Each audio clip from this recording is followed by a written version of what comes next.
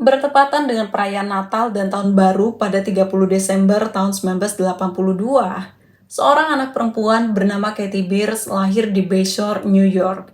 Tetapi siapa sangka, kelahirannya menjadi awal penderitaannya.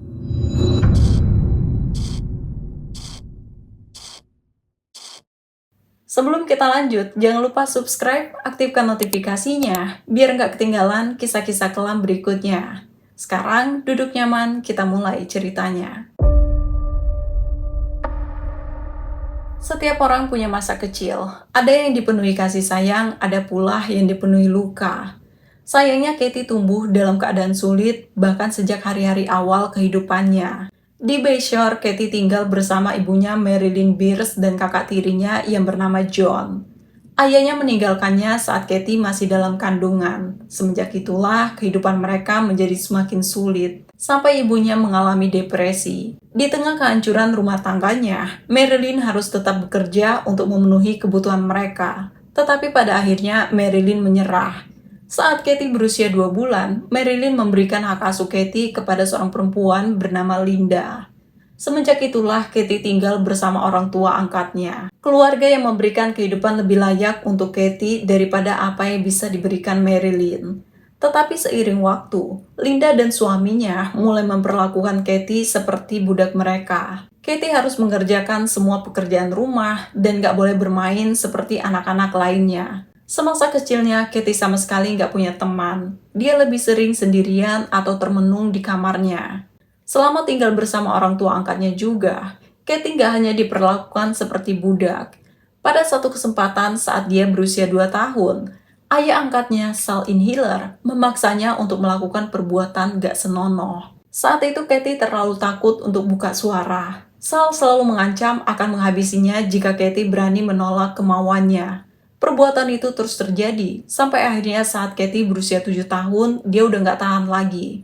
Katie mengadukan semua perbuatan Sal kepada Linda. Tetapi Linda malah memaki dan menganggapnya sebagai pembohong yang gak tahu diuntung. Entah apakah Linda gak percaya atau gak peduli. Setelah Katie menceritakan itu semua, Linda mulai melarang Katie bersekolah. Katie yang masih kecil hanya bisa berpasrah dengan semua penderitaan yang dia alami. Di waktu inilah Katie bertemu dengan John Esposito alias Big John, seorang pria dewasa yang masih tetanggaan dengan Linda.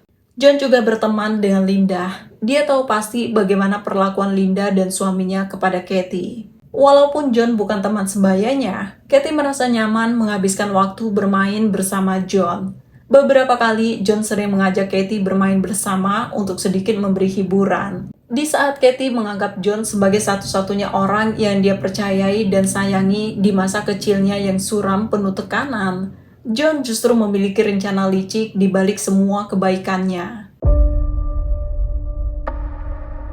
Mendekati hari ulang tahun Katie yang ke-10, John mengajak Katie ke Spaceplex, sebuah wahana permainan di dekat rumah mereka. Katie yang mempercayai John mengiyakan ajakan itu, tetapi di tengah perjalanan, John membekap dan membawa Katie ke rumahnya. Dia menyeret Katie ke dekat lemari di mana John membuka akses ke ruang bawah tanah, tempat di mana Katie harus merangkak sebelum akhirnya sampai ke sebuah ruangan yang berisi kasur kotor dan peti mati yang dikelilingi rantai. Di hari yang sama, Linda menerima telepon dari Katie yang mengatakan bahwa dia sedang dikejar oleh seseorang yang membawa pisau. Tetapi belum sempat Linda berbicara, telepon itu langsung terputus. Merasa sesuatu yang buruk jelas terjadi, Linda langsung melaporlah ke polisi. Dia menerangkan bahwa hari itu Katie pamit pergi bersama Big John yang masih teman sekaligus tetangganya sendiri. Polisi pun bergerak cepat mendatangi Spaceplex tempat Katie pergi bersama Big John.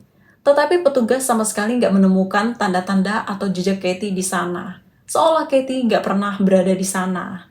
John berusaha meyakinkan polisi dan mengatakan bahwa dia memang pergi bersama Katie. Terakhir kali mereka bersama, dia meninggalkan Katie yang sedang bermain untuk membeli makanan. Tetapi saat dia kembali, dia udah nggak melihat keberadaan Katie.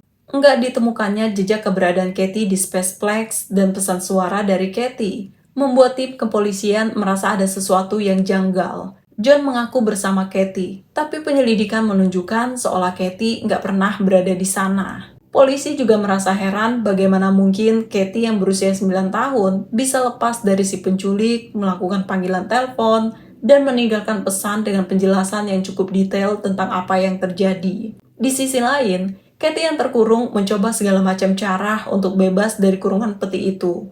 Dia menendang, mendorong, dan memukul sekuat tenaga sampai akhirnya pintu peti itu longgar dan terbuka. Dengan cepat, Katie keluar dan memeriksa seisi ruangan itu, mencari sesuatu yang mungkin bisa dia gunakan sebagai senjata untuk melindungi diri. Sayangnya ruangan itu bunker tersembunyi. Jangankan kabur, berteriak pun gak akan terdengar. Saat Katie memikirkan cara untuk melawan Big John, dia mendengar suara John memasuki ruangan bawah tanah itu. Suara itu semakin dekat, semakin jelas, sampai akhirnya John melihat Katie sudah keluar dari peti mati. Saat itulah John memaksa Katie untuk menuruti kemauannya. Lagi-lagi Katie yang masih kecil nggak mampu melawan. Dia hanya bisa pasrah dengan apa yang terjadi. Selama di bawah tawanan John, Katie mengalami berbagai macam penyiksaan dan kekerasan, termasuk perbuatan yang nggak seharusnya dilakukan pria dewasa terhadap anak-anak di bawah umur. Sementara itu, analisis audio FBI terhadap panggilan itu membuktikan bahwa Katie nggak pernah melarikan diri dan melakukan panggilan telepon. Seseorang merekam suara Katie dan ingin membuat seolah-olah Katie yang berbicara di telepon. Dari sinilah tim kepolisian mulai menyelidiki satu persatu dari setiap orang yang terlibat dalam kehidupan Katie. Semua yang dicurigai menunjukkan kekhawatiran mereka atas hilangnya Katie. Marilyn sempat berbicara ke media bahwa dia yakin Linda dan Sal terlibat. Sementara John bersandiwara seolah dia sangat menyesali kelalaiannya meninggalkan Katie pada malam itu. Saat pemeriksaan di rumah keluarga Katie nggak membuahkan hasil, polisi pun melakukan penggeledahan ke rumah John Esposito, orang terakhir yang bersama Katie. Sayangnya pemeriksaan itu juga nggak membuahkan hasil, tapi polisi nggak menyerah begitu saja. Mereka menyelidiki informasi detail tentang John Esposito, dan ternyata 15 tahun sebelumnya, John pernah terlibat penculikan anak perempuan berusia 7 tahun. Dari sinilah polisi akhirnya terus memantau pergerakan John Esposito. Polisi melakukan pengawasan ketat terhadap John sampai membuat jadwal penjagaan di sekitar rumah John. Untuk mengantisipasi kemungkinan terburuk, John melakukan sesuatu untuk menghilangkan jejak kejahatannya. Di titik inilah, John berada di bawah tekanan tanpa bisa bebas melakukan pergerakan apapun. Sampai akhirnya, secara mengejutkan, melalui pengacaranya, John mengatakan di mana keberadaan Katie. Selama lebih dari 30 tahapan dilakukan untuk menuju ke ruang bawah tanah di rumah John. Pintu masuknya ditutupi rak buku. Di bawah rak buku itulah, ada balok beton yang terpasang dengan pengait di langit-langit untuk menarik balok itu ke atas biar bisa masuk ke ruangan bawah tanah. Mereka harus turun sekitar 7 kaki sebelum akhirnya terhubung ke sebuah lorong yang mengharuskan posisi tubuh merangkak untuk sampai ke ruang bawah tanah, tempat di mana Katie Beers ditawan. Sementara itu, Katie yang terkurung tersentak oleh suara-suara yang semakin lama semakin dekat dan semakin jelas. Sampai akhirnya seseorang mendatanginya dan mengatakan bahwa mereka dari kepolisian datang untuk menyelamatkannya. Di tengah keharuan itu juga, petugas kepolisian merasa kagum melihat Katie. Katie yang berusia 9 tahun masih dalam keadaan selamat dan terlihat sangat tegar dengan wajah yang berseri. Katie juga menceritakan bahwa John sempat memintanya berpura-pura mati. Tetapi Katie dengan berani menolak permintaan John, walaupun dia harus mendapat konsekuensi atas penolakannya. Karena itu juga Katie nggak berani tidur atau makan makanan yang disiapkan oleh John. Karena dia takut John memberinya obat tidur agar bisa mengambil potret Katie terlihat mati untuk mengelabui penyelidikan. Setelah John mengakui semua perbuatannya, John juga membongkar semua perbuatan ayah angkat Katie. Sal dipenjara atas perbuatannya terhadap Katie, dan dia meninggal di penjara pada tanggal 21 Februari tahun 2009. Sementara John juga meninggal di penjara pada 5 September tahun 2013, setelah menjalani beberapa tahun masa tahanannya.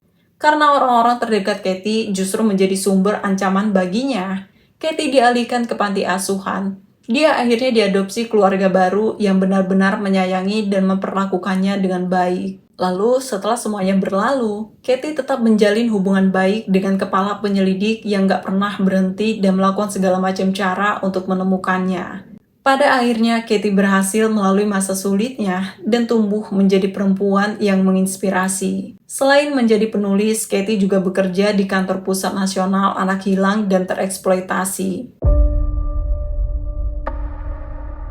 Terima kasih telah menonton kisah ini sampai selesai. Kalau kamu suka dengan cerita serupa, jangan lupa subscribe, aktifkan notifikasinya, dan bagikan video ini biar semakin banyak yang tahu cerita yang jarang dibahas. Sampai jumpa di cerita kelam berikutnya.